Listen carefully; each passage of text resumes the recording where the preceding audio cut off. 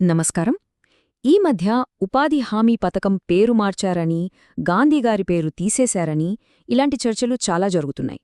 కాని అందరి దృష్టి పైపైన విషయాలమీదే ఉంది. కాని అసలు ప్రమాదం, ఆంధ్రప్రదేశ్ భవిష్యత్తునే దెబ్బతీసే ఒక పెద్ద మార్పు మన కళ్లముందే జరుగుతుంది. దాని గురించే ఈ విశ్లేషణలో లోతుగా చూద్దాం. చూడండి, ఇప్పుడు జరుగుతున్న చర్చంతా ఓ పెద్ద మంచుకొండలో నీటిపైన కనిపించే చిన్న ముక్కలాంటిది. అందరూ ఆ పేరు మార్పు గురించే మాట్లాడుతున్నారు. కాని అస్సలు సమస్య ఆ మంచుకొండలో నీళ్ల కింద దాగి ఉన్న పెద్ద భాగం, అంటే నిధుల కోత, చట్టంలో వచ్చిన మార్పులు, దానివల్ల మన రాష్ట్రం మీద పడబోతున్న భారం. వీటి గురించి ఎవరూ మాట్లాడట్లేదు. ఈ మార్పులు మన రాష్ట్రాన్ని ఆర్థికంగా ఎంత దెబ్బతీయబోతున్నాయో ఇప్పుడు చూద్దాం. సరే, ముందుగా అసలు పాయింట్కి వద్దాం. ఈ సమస్య పేరు మార్చడం గురించి కానే కాదు. ఇది పూర్తిగా డబ్బుకు సంబంధించిన విషయం. దేశంలోనే ఈ ఉపాధి హామీ పథకాన్ని ఇంత సమర్థవంతంగా వాడుకున్న రాష్ట్రం బహుశా మన ఆంధ్రప్రదేశేనేమో. అందుకే మనకిది కేవలం ఒక సంక్షేమ పథకం కాదు, మన పల్లెటూళ్ల అభివృద్ధిని ముందుకు నడిపించే ఒక పవర్ఫుల్ ఇంజిన్ అన్నమాట. ఒక్కసారి ఆలోచించండి.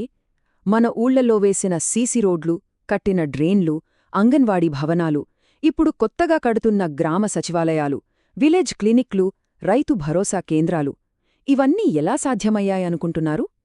అంతా ఈ ఉపాధి హామీ పథకంలో ఉన్న మెటీరియల్ కాంపోనెంట్ నిధుల వల్లే ఇది సాధ్యమైంది. అయితే ఈ పథకం మనకింతలా ఎలా ఉపయోగపడింది? దానికి కారణం పాత చట్టం. అది మన రాష్ట్రానికి ఒక రకంగా వరం లాంటిది. అదెలాగో ఇప్పుడు చూద్దాం.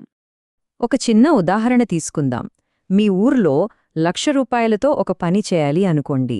ఇందులో మామూలుగా 60,000 కూలీలకు పోతుంది, మిగతా 40,000 సిమెంటు, కంకర లాంటి మెటీరియల్కి ఖర్చవుతుంది. ఇక్కడే అసలు మ్యాజిక్ ఉంది.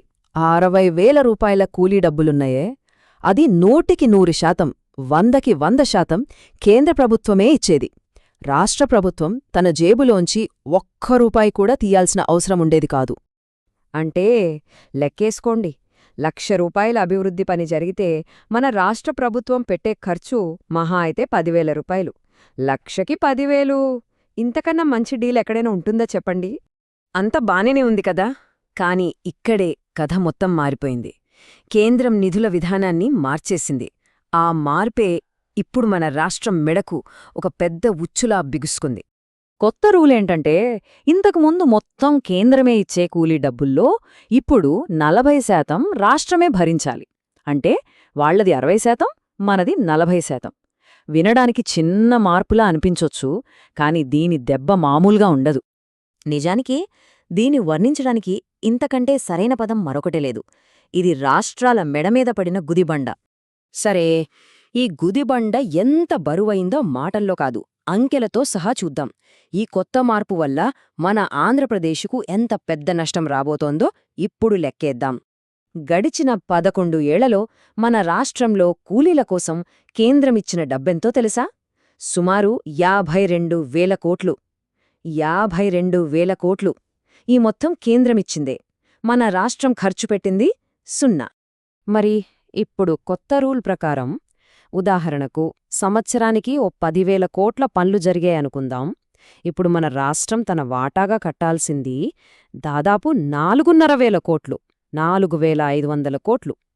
నిన్నటిదాకా 0, ఈరోజు 1,000 కోట్లు. ఈ భారాన్ని మనం మోయగలమా? అసలు ఇంత పెద్ద భారం మోసే పరిస్థితిలో మన రాష్ట్రం ఉందా? ఇప్పటికీ పరిస్థితి ఎలా ఉందంటే, ప్రభుత్వ ఉద్యోగుల జీతాలు, పెన్షన్లు ఇవ్వడానికే అప్పులు చేయాల్సిన దుస్థితి. తీసుకున్న అప్పులకు వడ్డీలే నెలకు 3,500-4,000 కోట్లు కడుతున్నాం. ఇలాంటి టైంలో ఈ కొత్త భారమంటే ఇది దాదాపు అసాధ్యం. ఈ లెక్కన వెళ్తే రాబోయే 10 ఏళ్లలో మన రాష్ట్రం కోల్పోయేది ఎంతో తెలుసా? అక్షరాల 50,000 కోట్లు. 50,000 కోట్లు. దీనికి అర్థం ఒక్కటే, మన పల్లెటూళ్లలో అభివృద్ధి అనే చక్రం పూర్తిగా ఆగిపోతోంది. ఇక రోడ్లు, డ్రైన్లు, భవనాలు, ఏ పనులు జరగవు. కళ్ల ముందే ఇంత పెద్ద సంక్షోభం కల్పిస్తుంటే మరిప్పుడు ఎవరు మాట్లాడాలి? ఇది ఎవరి బాధ్యత? ఈ బాధ్యత ఖచ్చితంగా మన రాష్ట్ర నాయకులది, మన ఎంపీలది. వాళ్లు ఢిల్లీలో గట్టిగా తమ గొంతు వినిపించాలి. ఇప్పటికీ లోక్సభలో దీని గురించి మాట్లాడినా కేంద్రం నుంచి పెద్దగా సరైన స్పందన రాలేదు. ఇక్కడ మనం గుర్తుపెట్టుకోవాల్సిన ఇంకో ముఖ్యమైన విషయం ఉంది.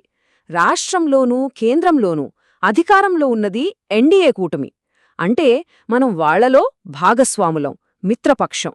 అలాంటప్పుడు మన రాష్ట్రానికి ఇంత పెద్ద అన్యాయం జరుగుతుంటే దాన్ని గట్టిగా నిలదీసి అడిగే హక్కు మనకు ఖచ్చితంగా ఉంది.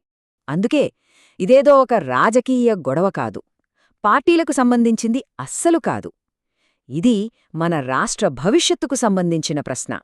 చివరగా మనమందరం ఆలోచించుకోవాల్సింది ఒక్కటే. ఒక పథకం పేరు మార్చడం అనే చర్చ ముఖ్యమా, లేక వేల కోట్లు నష్టపోయే మన గ్రామాల అభివృద్ధిని, మన రాష్ట్ర భవిష్యత్తును కాపాడుకోవడం ముఖ్యమా? ఆలోచించండి.